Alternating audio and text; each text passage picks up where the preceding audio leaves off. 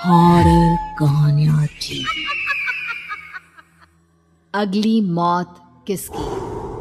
संजीव अपने दोस्तों राघव और प्रतीक के साथ बियर बार में बैठकर बियर पी रहा था।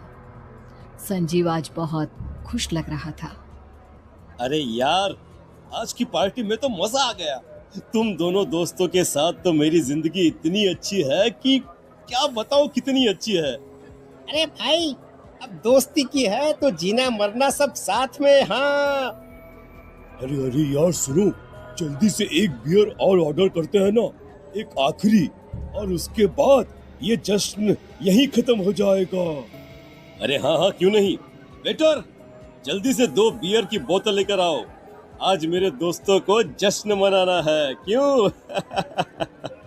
इतने में वहां पर एक बहुत सुंदर लड़की छोटे छोटे कपड़े पहनकर हाथ में बियर की बोतल लेकर उसके पास आती है। ये लीजिए, आपने बियर ऑर्डर की थी ना, मैं लेकर आ गई।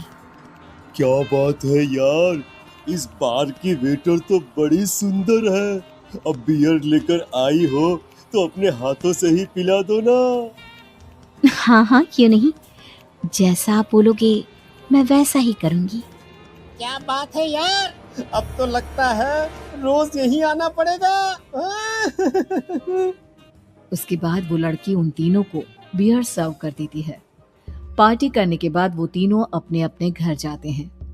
प्रतीक संजीव और राघव को उनके घर छोड़कर जैसे ही अकेला अपनी कार में आकर बैठता है तो अचानक उसे एहसास होता है जैसे उसकी कार की पीछे वाली सीट पर कोई बैठा हुआ है। वो तुरंत पीछे मुड़कर देखता है। तुम यहाँ क्या कर रही हो? और तुम मेरी कार में कब आई? अरे तुम तो बार में वेटर थी ना। बस ऐसे ही मेरा दिल कर रहा था आपके साथ आपके घर चलने का, इसलिए मैं आपके साथ चली आई। अरे लेकिन तुम मेरी कार में आई कब? अभी कुछ देर पहले तो यहाँ पर मेरे दोस्त बैठे हुए थे।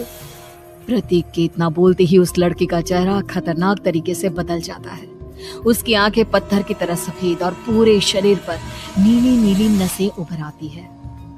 गाड़ी चलाओ, पूरी स्पीड में चलाओ, और अगर तुमने गाड़ी रोकने की कोशिश भी की तो मुझसे बुरा कोई नहीं होगा। डर की वजह से प्रतीक के पसीने छूटने लगते हैं। उसका शरीर बुरी तरह से कांप रहा था। प्रतीक बिना कुछ सोचे समझे कार को फुल स्पीड से चलाना शुरू करता है। चलते चलते वो शहर से दूर एक पहाड़ी पर पहुंच जाता है और सामने अब सिर्फ पहाड़ी का किनारा दिख रहा है, जिसे देख प्रतीक घबराकर अचानक से कार को ब्रेक लगाता है। देखो देखो देखो देखो, मुझे छोड़ दो मुझे। अगर अगर अगर मैंने गाड़ी जरा सी भी आगे बढ़ाई तो हम दोनों नीचे गिरकर मर जाएंगे। ये तो तुम्हें पहले सोचना चाहिए था ना। अब कुछ नहीं हो सकता।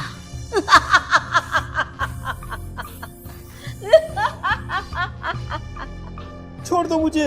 नहीं नहीं, प्लीज मुझे छोड़ दो। प्लीज प्लीज मुझे जाने दो, छोड़ दो मुझे। गाड़ी आगे बढ़ाओ। और तभी अचानक से बिना प्रतीक के स्टार्ट किए उनकी कार आगे बढ़ती है और गहरी खाई में गिर जाती है। उसके चीखने की आवाज एक चारों तरफ सुनाई देती है।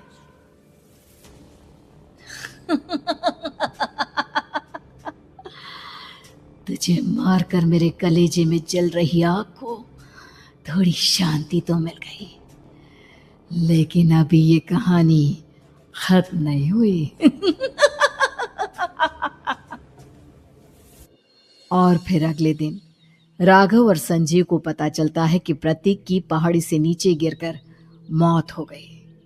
अरे कल रात की तो बात है यार, हम सब बैठकर पार्टी कर रहे थे, लेकिन मेरी एक बात समझ में नहीं आ रही। राघव शहर से इतना बाहर उस पहाड़ी पर इतनी रात को क्या करने गया था? अरे यार, वही सोचकर तो मैं भी परेशान हूँ। हम दोनों को छोड़ने के बाद तो वो सीधा अपने घर जाने वाला था, और वो आत्महत्या क्यों करेगा भाई?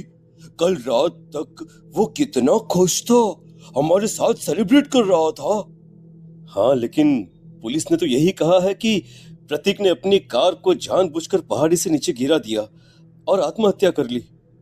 अरे यार, संजीव, मेरी तो कुछ भी समझ में नहीं आ रहा है। चल ठीक है, अब मैं अपने घर जाता हूँ। Okay, bye. राघव अपने घर में अकेला था। दोपहर का वक्त था। तभी दरवाजे की घंटी बजी। कौन है? अरे 1 मिनट रुको, अभी आता हूँ। राघव ने जैसे ही दरवाजा खोला उसने देखा कि सामने एक बहुत खूबसूरत लड़की खड़ी हुई है। कौन है आप और यहाँ किससे मिलने आई हैं? देखिए ना, बाहर बारिश शुरू हो गई थी, मेरी गाड़ी खराब हो गई है। आपका घर नजर आया तो सोचा कुछ हेल्प ले लेती हूँ।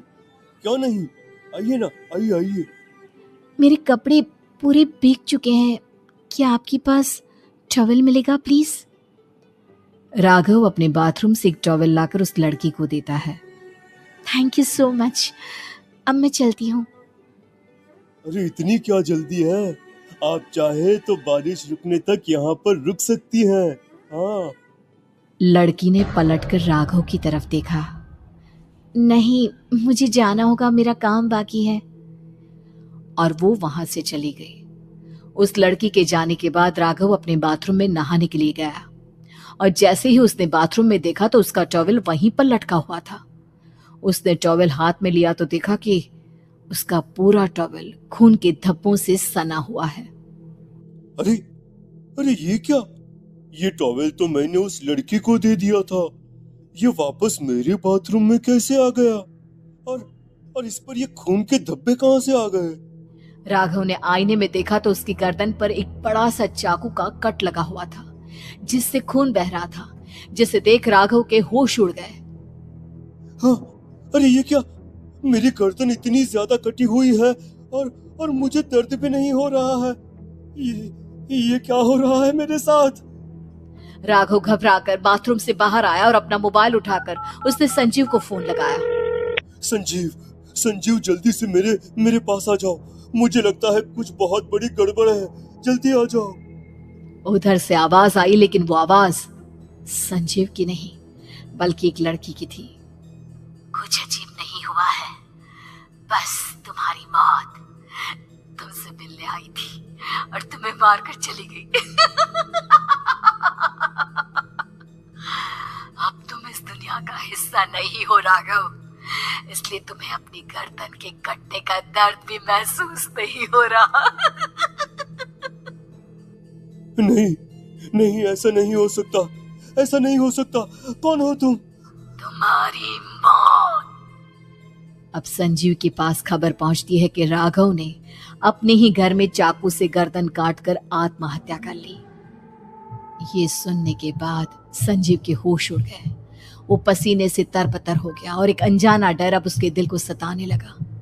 संजीव के साथ ही उसका एक छोटा भाई राजीव भी रहा करता था। अपने भाई को इस तरह परेशान देखकर राजीव उसके पास आया। अरे भैया, क्या हुआ भैया? आप इतने घबराए हुए क्यों लग रहे हैं? प्रतीक और राघव की मौत, मेरा मतलब मेरी कुछ समझ में नहीं आ रहा भाई। अचानक से मेरे दोनों दोस्तों ने आत्महत्या क्यों कर ली? अरे वो तो मेरी भी समझ में नहीं आ रहा है भैया। हाँ, हो सकता है कि कोई परेशानी होगी और इसीलिए उन्होंने ऐसा किया होगा। हाँ, लेकिन दोनों की जिंदगी में एक साथ परेशानी और दोनों का इतनी खतरनाक तरीके से आत्महत्या करना, कहीं ऐसा तो नहीं मैं भी मर जाऊंगा? अरे आप ऐसी बातें क्यों कर रहे हैं भैया? वैसे ही मैं इतना परेशान हूँ। जब से अंजलि ने मेरा साथ छोड़ा है तब से सब कुछ बहुत अजीब सा हो गया है। रोज रात को डरावने सपने आते हैं। ऐसा लगता है जैसे अंजलि बार बार मेरे सपनों में आकर मुझे डराने की कोशिश करती है। अंजलि का नाम सुनते ही संजीव की आंखें फट गई और उसके गले में आवाज अटक गई। उसके चेहरे पर घबराहट साफ नजर आ रही थी। कौन थी वो लड़की जिसने प्रतीक और राघव को आत्महत्या की आड़ में मौत के घाट उतार दिया? और कौन थी अंजलि जो बार बार राजीव के सपनों में आकर उसे डरा रही थी? अंजलि का नाम सुनकर संजीव इतना घबरा क्यों गया? इन सवालों के जवाब जानने के लिए देखिए इस खतरनाक कहानी का अगला भाग।